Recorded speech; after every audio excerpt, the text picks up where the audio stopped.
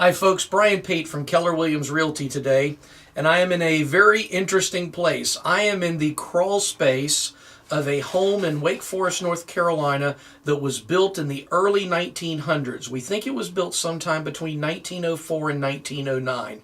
It's located over here on Faculty Avenue in Wake Forest where the university used to be. A couple of cool things to show you about older homes that can be challenges. The first one behind me here, you hear those big old tanks. Well, these are the old oil tanks for the HVAC system for the furnace that used to provide heat to this property. And these things used to be completely filled. The great thing about these is they are not buried underground. The fact that these things are above the actual floor allows us to know when and if they're leaking.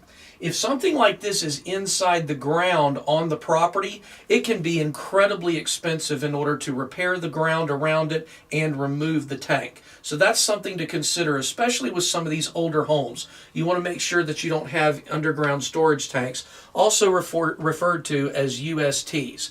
Second thing I want to show you here is what happens to mortar and brick over a long period of time.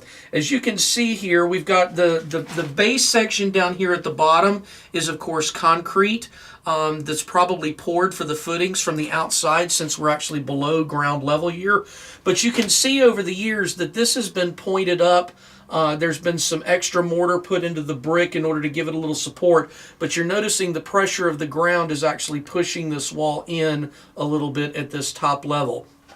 It's little things like this that can wreak havoc in a historic home, so you do have to make sure that you take very good care of them. We do have gas lines coming in right here, as you can see.